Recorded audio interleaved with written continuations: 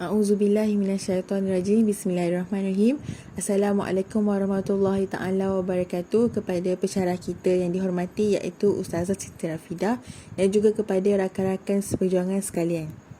Pada hari yang mulia ini, kumpulan kami yang terdiri daripada 3 orang iaitu saya sebagai pembentang pertama, Nur Syahadah binti Muhammad Azman, dan juga 2 orang sahabat saya iaitu Siti Atifin Safa dan Siti Nur Atikah Laila akan membentangkan mengenai tajuk penilaian terhadap pelaksanaan kurikulum pendidikan Islam di Malaysia dan beberapa penambahbaikan yang boleh kita lakukan.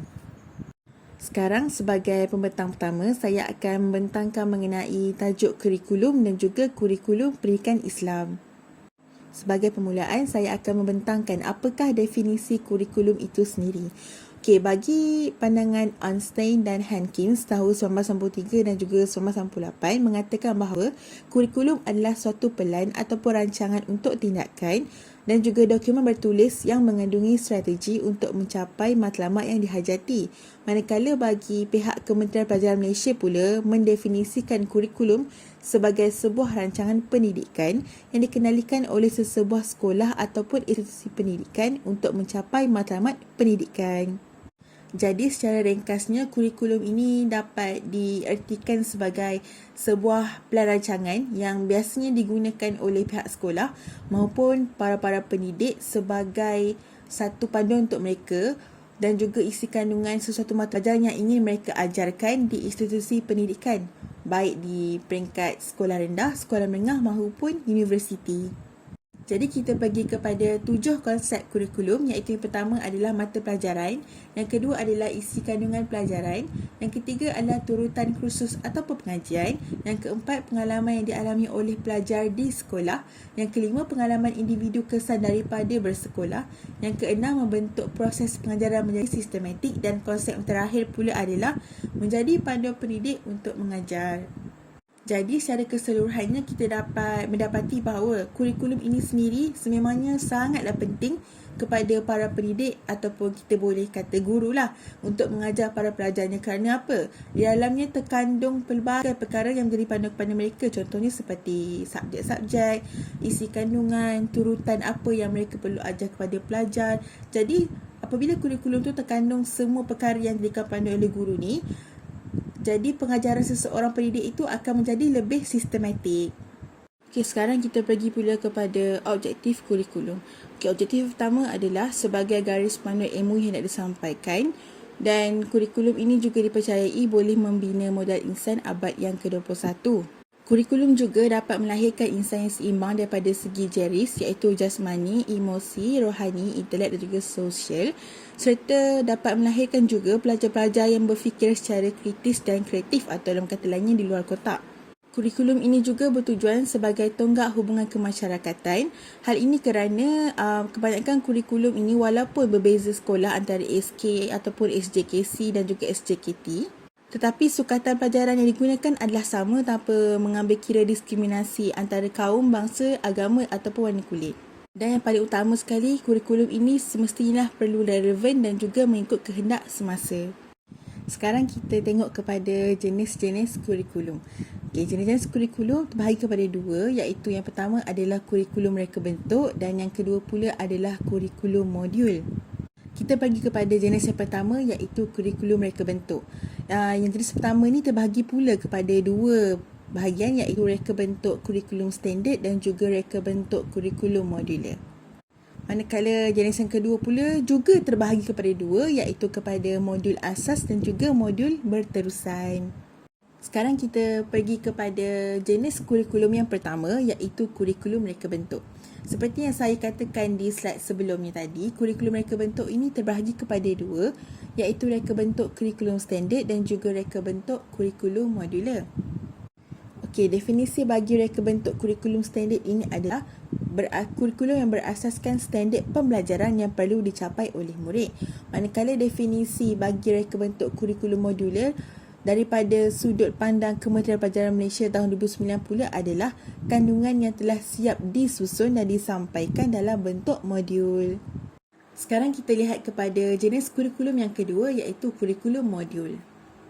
Seperti kurikulum reka bentuk di slide sebelum ini, kurikulum modul juga terdapat 2 jenis kurikulum di bawahnya. iaitu kurikulum modul asas dan juga kurikulum modul yang bertema. Bagi kurikulum modul asas, terkandung pelbagai subjek dalamnya termasuklah seperti subjek komponen bahasa, iaitu subjek bahasa Melayu, bahasa Inggeris, bahasa Cina dan juga bahasa Tamil.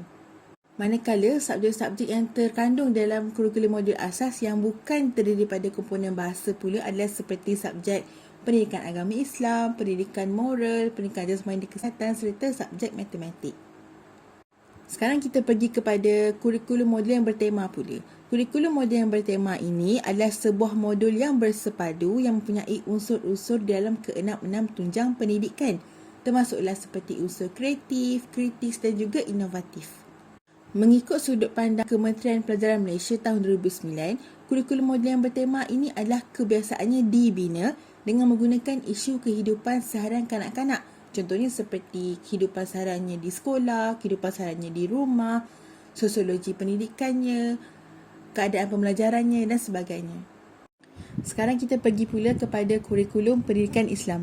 Definisi kurikulum pendidikan Islam ini adalah sebuah kandungan dan juga perjalanan pembelajaran yang benar dan bermakna yang telah dirancang dan dibimbing oleh pihak guru ataupun sekolah sama ada di dalam ataupun di luar sekolah untuk mencapai matlamat yang ditetapkan dalam mengenali Tuhan dalam setiap polisinya.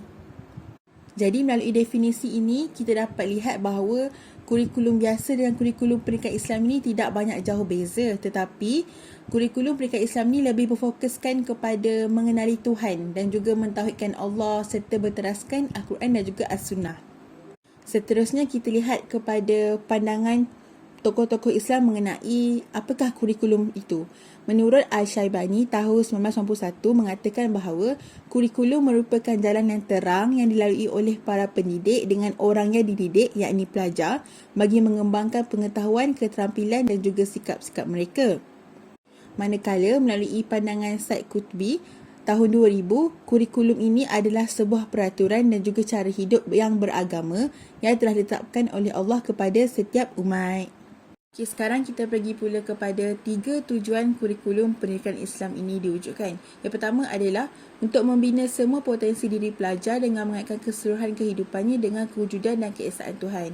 Seperti kita ketahui bahawa kurikulum pendidikan Islam ini lebih kepada ilmu-ilmu dan juga kepada mentauhidkan Allah. Tujuan yang kedua pula adalah untuk membina peribadi seorang Muslim yang berpegang teguh pada ajaran-ajaran agama dan berakhlak yang mulia. Hal ini kerana dalam kurikulum pendidikan Islam ini sendiri ada subjek-subjek yang diterapkan untuk menjadikan seorang Muslim itu sebagai Muslim yang kuat agama dan juga berakhlak mulia serta seimbang antara ilmu duniawi dan juga ukhrawi. Manakala menurut Said Sabiq tahun 1981 pula adalah kurikulum pendidikan Islam bertujuan supaya jiwa seseorang dapat terdidik secara sempurna agar seseorang itu dapat menunaikan kewajipan kerana Allah. Okey, sekarang kita pergi pula kepada 3 kepentingan kurikulum pendidikan Islam, iaitu yang pertama adalah menambahkan pengetahuan yang luas. Hal ini kerana dalam kurikulum pendidikan Islam ini sendiri terkandungnya subjek-subjek yang berkaitan dengan ilmu-ilmu yang perlu dipelajari oleh semua orang, iaitu ilmu fiqh, ilmu ibadah, ilmu akidah dan sebagainya. Jadi, secara tidak langsung, pelajar-pelajar yang mengikuti kurikulum pendidikan Islam ini sendiri akan menambahkan ilmu pengetahuan mereka yang sedia ada mengenai perkara-perkara berkaitan ilmu-ilmu fiqh tersebut, serta ilmu-ilmu yang lain. Kepentingan kedua pula adalah sebagai alat untuk mempengaruhi perubahan sosial. Hal ini kerana dalam kurikulum pendidikan Islam ini sendiri telah diajarkan bagaimana untuk menjadi seorang Muslim yang berakhlak mulia. Jadi perkara ini akan sedikit sebanyak mempengaruhi perubahan sosial dalam diri pelajar ataupun di dalam kalangan sekelilingnya. Kepentingan yang ketiga pula adalah sebagai teras dalam proses pendidikan dan rujukan untuk mencapai tujuan. Okey, kita lihat pula kepada hala 7 kurikulum pendidikan Islam. Okey, kurikulum pendidikan Islam ini mestilah sebuah pendidikan yang berteraskan kepada Al-Quran dan As-Sunnah dan juga Al-Quran sebagai peranan yang penting dalam pembinaan tamadun Islam. Manakala bagi pandangan Muhammad Yusof tahun 2002 pula adalah kurikulum pendidikan Islam ini dapat menjadikan orang yang beriman supaya berilmu pengetahuan. Okay, sekarang kita pergi pula kepada kurikulum pendidikan Islam di dalam sistem pendidikan di Malaysia. Seperti umum ketahui, sistem pendidikan di Malaysia ini ada 4 dan perkara ini dijalankan secara berperingkat iaitu daripada peringkat KBSR, KSSR, KBSM dan juga KSSM. Seterusnya, kurikulum baru sekolah rendah, KBSR. Apakah itu KBSR? Maksud KBSR adalah singkatan kepada kurikulum baru sekolah rendah. Kemudian telah diubah kepada kurikulum bersepadu sekolah rendah. KBSR ini diperkenalkan pada tahun 1982 menggantikan kurikulum lama sekolah rendah iaitu KLSR. Selain itu, KBSR ini berpegang kepada konsep murid perlu memperoleh ilmu pengetahuan, kuasai pelbagai kemahiran dan hayati nilai secara terus melalui pengalaman. Kemudian, KBSR ini mula dilaksanakan di semua sekolah rendah bermula tahun 1982 di 305 buah sekolah rendah dan pada tahun 1983 pelaksanaan penuh di semua sekolah rendah di seluruh negara. Selain itu, konsep bersepadu dalam KBSR meliputi unsur-unsur pengetahuan, kemahiran, nilai yang diintegrasikan supaya mendapat kesepaduan. KBSR ini selaras dengan hasrat falsafah pendidikan negara iaitu FPN. Kemudiannya, KBSR ini memberi peluang kepada murid-murid mempelajari cara penyelesaian masalah, berkomunikasi dan bertukar-tukar pendapat serta memupuk semangat kerja antara satu sama lain. Seterusnya, KSSR. Apakah itu KSSR? KSSR ini singkatan kepada kurikulum standard sekolah rendah. Kemudian, KSSR ini bertujuan untuk memastikan murid dibekalkan dengan pengetahuan, kemahiran, nilai relevan dan keperluan semasa bagi menghadapi cabaran abad ke-21. Seterusnya, KSSR ini dilaksanakan sepenuhnya kepada murid tahun 1 di semua sekolah pada tahun 2011. KSSR ini adalah penambah baik kepada KBSR iaitu kurikulum bersepadu sekolah rendah. Selain itu, KSSR ini masih mengekalkan konsep KBSR iaitu kurikulum bersepadu sekolah rendah iaitu perkembangan individu secara menyeluruh, pendidikan yang sama untuk semua murid, pendekatan bersepadu dan pendidikan seumur hidup. Dan yang terakhir, KSR ini ditambah dengan elemen berentas kurikulum ataupun EMK yang baru iaitu kreativiti dan inovasi. Seterusnya, persamaan KBSR dan KSSR. Pertama, kemahiran 3M, membaca, menulis dan mengira. Kedua, penilaian sumatif iaitu penilaian peperiksaan seperti UPSR, PT3, SPM dan sebagainya. Ketiga, penggunaan buku teks. Keempat, diolah berdasarkan falsafah pendidikan negara. Kelima, diorganisasikan mengikut tahap sama iaitu tahap 1 dan tahap 2. Ianya digumbar berdasarkan prinsip-prinsip yang terkandung pada falsafah pendidikan kebangsaan. Ianya mempunyai 4 prinsip iaitu pertama, pendekatan bersepadu, kedua, perkembangan individu secara menyeluruh, ketiga, peluang dan kualiti pendidikan yang sama untuk semua murid, keempat, pendidikan seumur hidup. Persamaan yang kedua adalah penekanan penguasaan kemahiran 3M iaitu kemahiran membaca, menulis dan mengira. Selain itu, teras panduan yang digunakan dalam proses pengajaran dan pembelajaran di semua sekolah. Selain itu, penekanan dalam pendidikan kokurikulum dan pembangunan insaniah. Yang terakhir adalah penilaian melalui peperiksaan. Seterusnya, perbezaan KBSR dan KSSR. Aspek yang pertama adalah reka bentuk kurikulum. Untuk KBSR, ianya menggunakan linear. Linear bermaksud pencapaian pengajaran yang sistematik atau mempunyai turutan. Sebagai contoh, kandungan pembelajaran, hasil pembelajaran, cadangan pengajaran dan barulah bermulanya aktiviti pembelajaran. Manakala untuk KSSR pula, ianya menggunakan modular. Modular bermaksud kandungan yang diorganisasikan atau disampaikan dengan unit-unit tertentu atau bahagian-bahagian tertentu kepada murid-murid mengikut modul yang telah disediakan. Ianya berasaskan 6 bidang. Pertama, komunikasi. Kedua, kerohanian, sikap dan nilai. Ketiga, kemanusiaan. Keempat, perkembangan fizikal dan estetika. Kelima, sains dan teknologi. Yang keenam, keterampilan diri. Seterusnya, aspek yang kedua adalah bahan kurikulum. KBSR menggunakan sukatan pelajaran dan huraian sukatan pelajaran, manakala untuk KSSR pula adalah dokumen standard kurikulum. Aspek yang ketiga adalah organisasi kurikulum. Untuk KBSR, tahap 1 menggunakan mata pelajaran teras, wajib dan tambahan. Tahap 2 menggunakan mata pelajaran teras, wajib dan tambahan. Manakala untuk KSSR pula adalah tahap 1 modul teras asas, modul teras tema dan modul elektif. Tahap 2 menggunakan mata pelajaran teras dan elektif.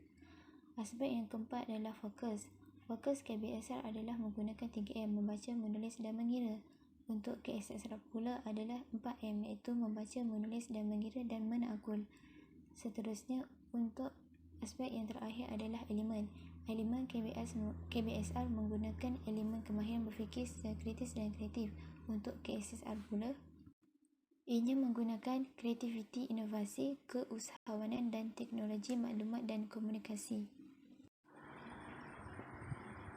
Perbezaan kurikulum pendidikan Islam di dalam KBSR dan KSSR.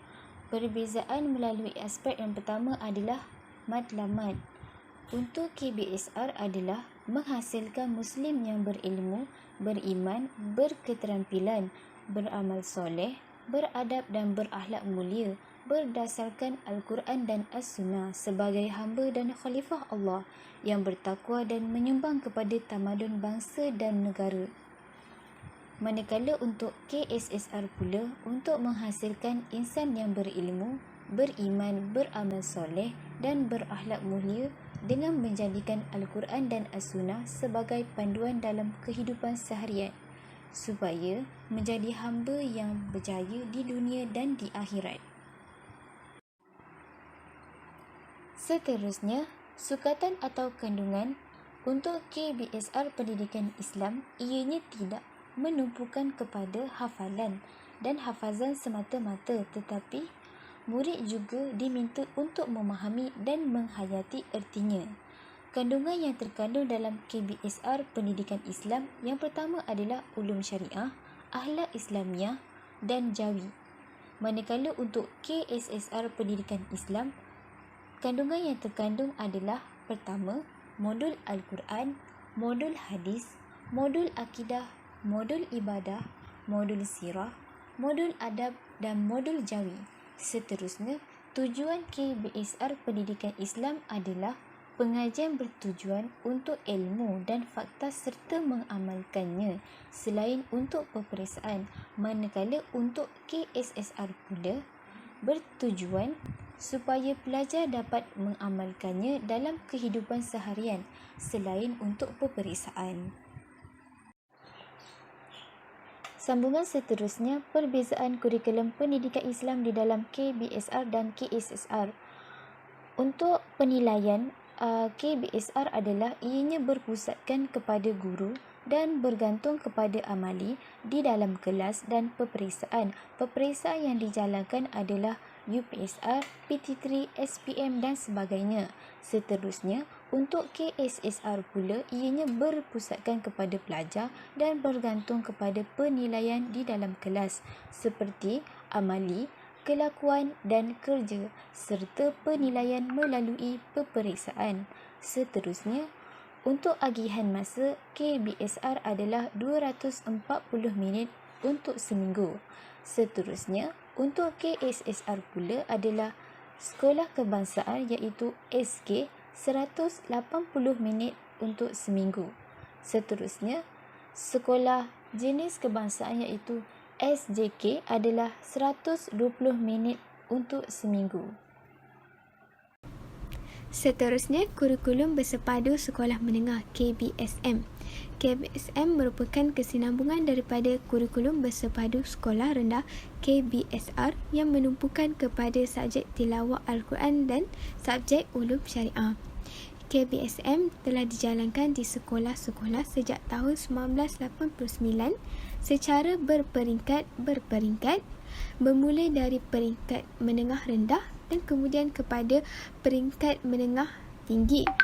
KBSM ini adalah untuk melahirkan individu yang seimbang dari segi ilmu pengetahuan, kemahiran yang sesuai serta mempunyai moral dan nilai etika yang kukuh dalam diri individu. penggunaan dokumen dalam KBSM. Yang pertama sekali adalah sukatan pelajaran. Apakah itu sukatan pelajaran? Sukatan pelajaran adalah garis panduan kepada guru yang mempunyai kandungan pelajaran yang perlu diajarkan kepada murid serta mengandungi aspek yang berkaitan dengan isi kandungan mata pelajaran dan mempunyai hala tuju yang ingin dicapai dalam setiap mata pelajaran. Yang kedua adalah huraian sukatan pelajaran. Huraian sukatan pelajaran adalah objektif yang lebih spesifik mengikut tingkatan dan tema yang terperinci dalam setiap topik mata pelajaran. Serta ia mempunyai organisasi kandungan, cadangan aktiviti pembelajaran dan hasil pembelajaran serta penerapan nilai-nilai kepada murid. Seterusnya, matlamat KPI dalam KBSM.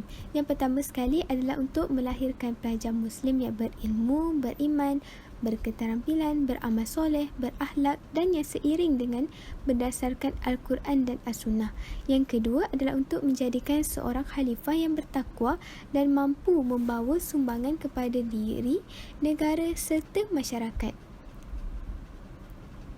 Yang kedua, objektif KBSM. Yang pertama sekali adalah untuk melahirkan murid yang dapat membaca Al-Quran dengan lancar, fasih dan bertajwid yang betul.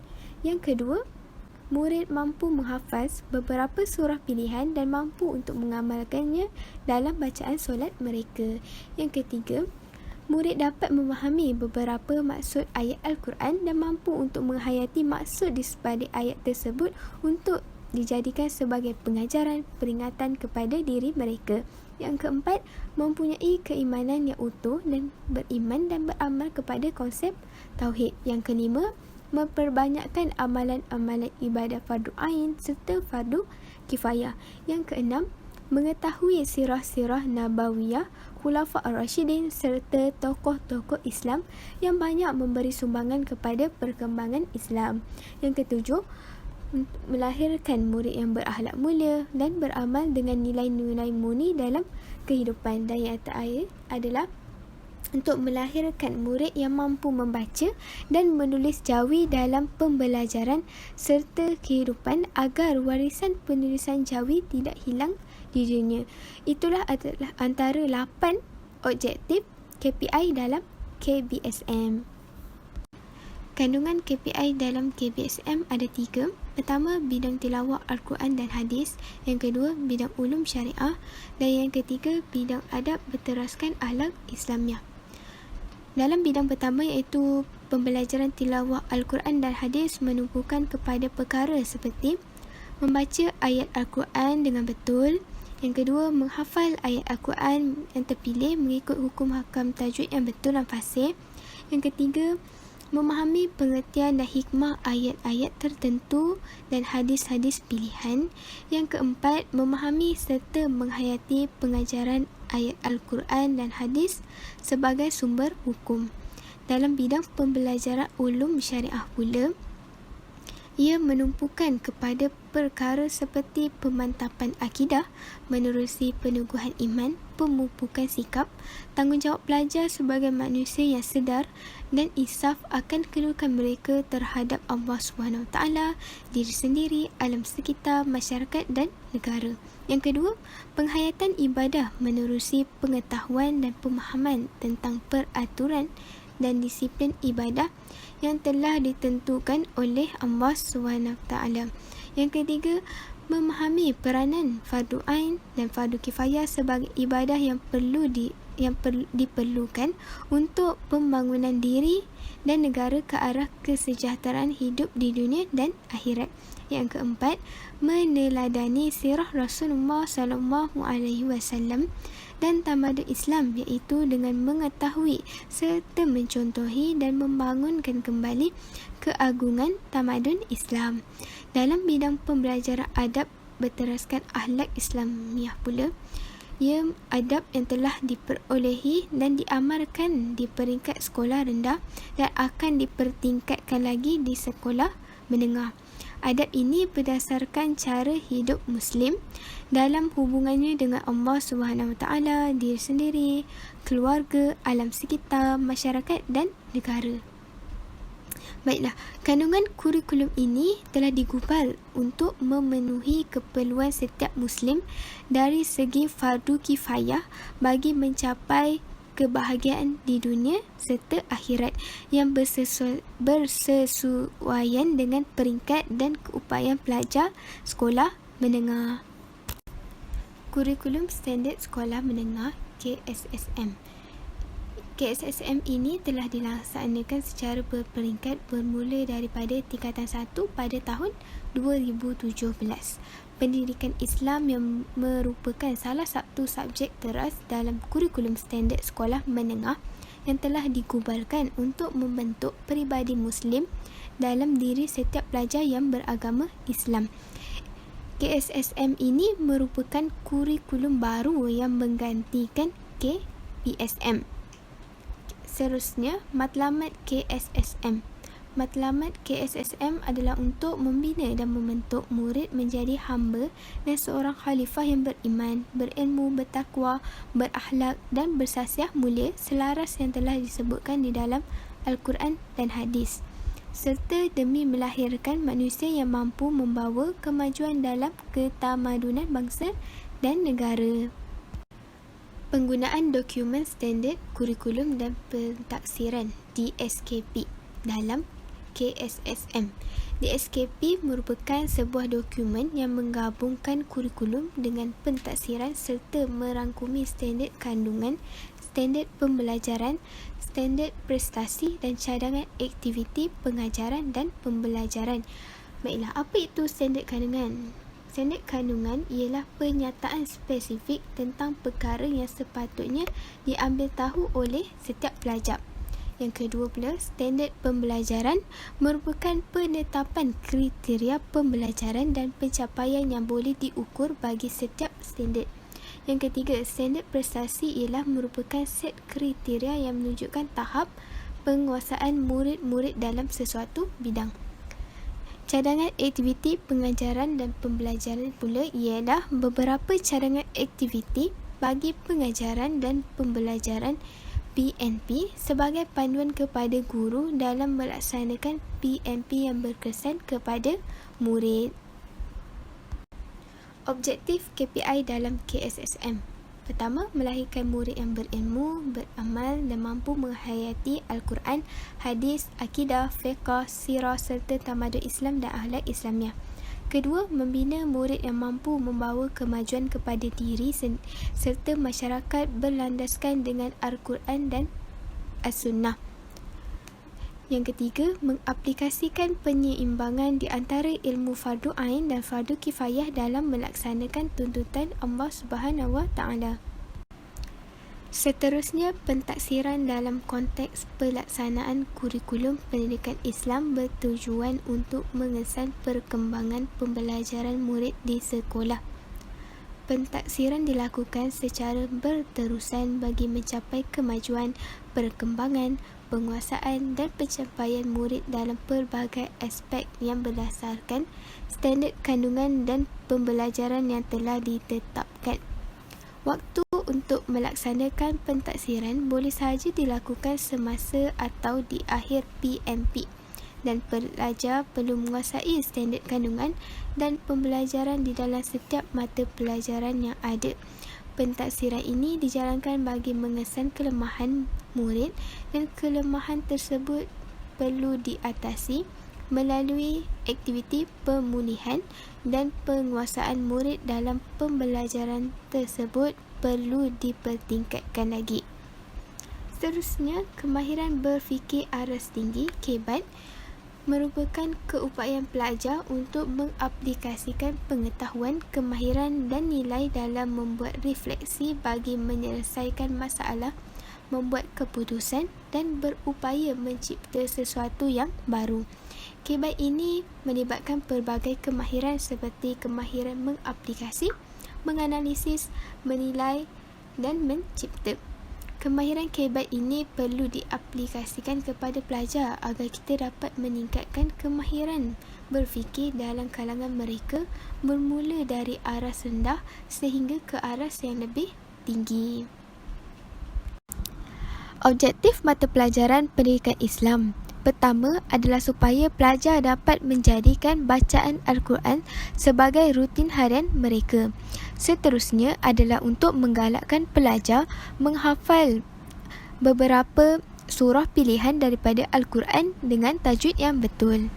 Selain itu juga adalah untuk menggalakkan pelajar membaca hadis serta memahami maksud isi kandungan hadis tersebut. Dan yang terakhir adalah untuk memperoleh kefahaman daripada hadis-hadis yang mereka pelajari dan mengamalkan perkara-perkara yang baik dalam kehidupan mereka. Seterusnya, aspek kurikulum pendidikan Islam dalam KSSM ada 5. Pertama, ilmu. Kedua, amali. Ketiga, amalan. Keempat, penghayatan. Dan kelima adalah pembudayaan. Dari aspek ilmu bermaksud isi kandungan yang terdapat dalam standard kandungan dan pembelajaran. Contohnya, pelajar-pelajar telah diajar tentang solat dan penyampaian pembelajaran adalah secara teori. Seterusnya, amali pula membawa maksud murid-murid diminta melakukan amali teori yang telah mereka pelajari. Seperti, murid telah belajar tentang cara yang betul untuk berwuduk dan mereka diminta melakukan cara berwuduk yang betul di hadapan guru mereka. Pembelajaran secara amali ini penting bagi menambahkan kefahaman yang mendalam kepada murid tentang teori yang mereka telah pelajari.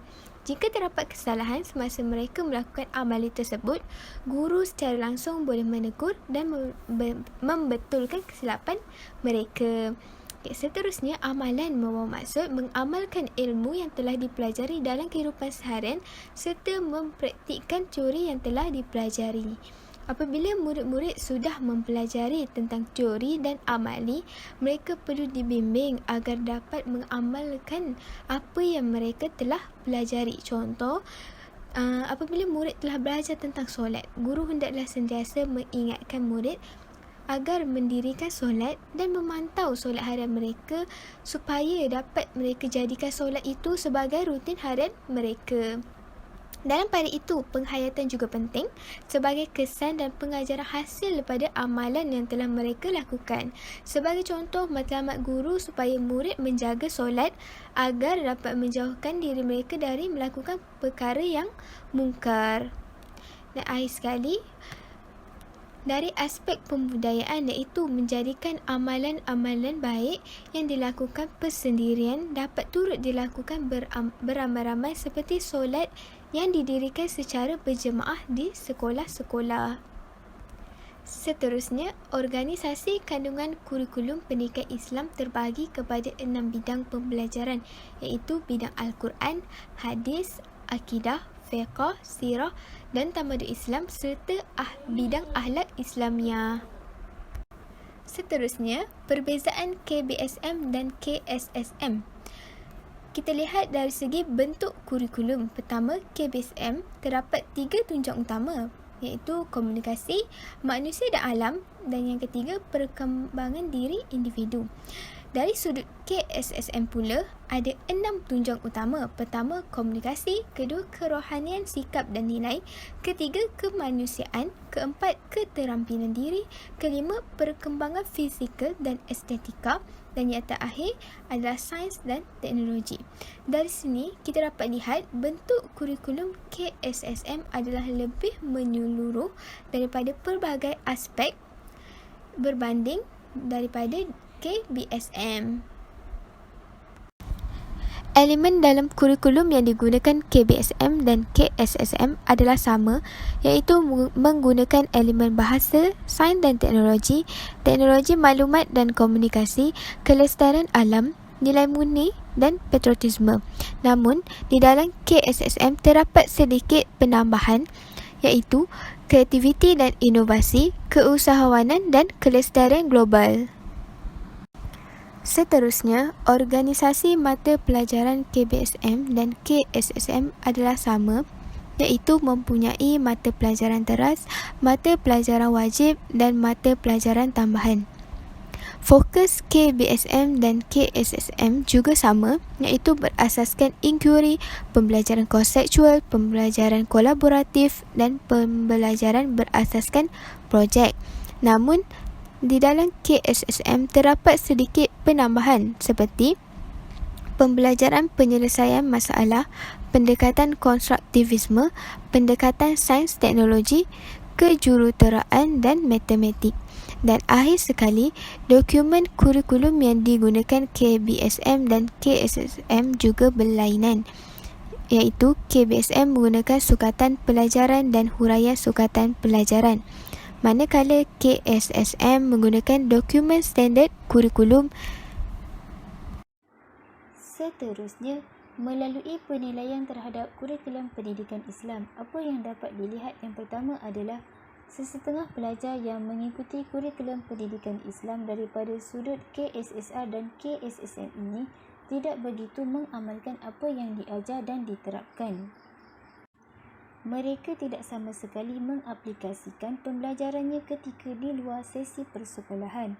Antara perkara-perkara yang dapat dilihat adalah pelaksanaan solat, tidak menutup aurat dengan sempurna, masih tidak menguasai bacaan Al-Quran dengan sempurna, serta berkelakuan yang tidak sopan dan sebagainya. Hal ini jelas bahawa penerapan elemen-elemen yang terkandung di dalam kurikulum pendidikan Islam KSSR dan KSSM belum mencapai tahap yang memuaskan. Selain itu, nilai pemahaman dan penghayatan masih di tahap yang rendah di kalangan para pelajar untuk mencapai objektif yang diingini oleh falsafah pendidikan kebangsaan. Seterusnya, penilaian yang kedua adalah agihan masa sesi pembelajaran bagi kurikulum pendidikan Islam di dalam KSSR mempunyai jurang yang agak besar bagi SK dan SJK. Di dalam KSSR ini, ia memerlukan tumpuan kepada pelbagai aspek. Agihan masa yang ditambah baik oleh KSSR ini mempunyai masa yang terhad kepada pembelajaran kurikulum pendidikan Islam. Hal ini menunjukkan bahawa pembelajaran kurikulum pendidikan Islam dikurangkan masanya kerana ingin memberi laluan kepada pelaksanaan aktiviti-aktiviti kurikulum yang dijalankan di sekolah.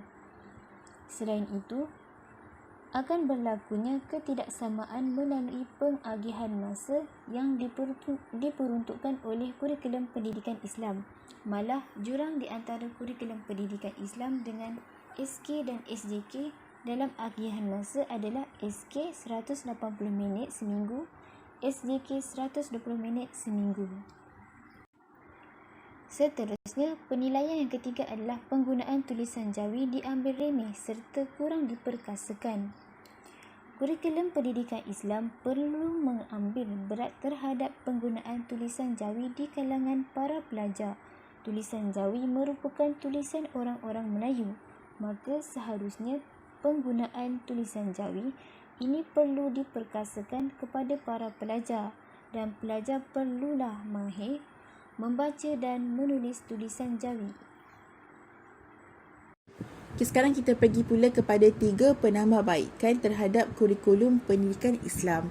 Penambahbaikan yang pertama adalah pelajar perlulah mencuba sedaya upaya untuk mengaplikasikan kurikulum pendidikan Islam yang telah dipelajarinya di sekolah agar kemenjadian sebagai seorang pelajar Muslim tercapai.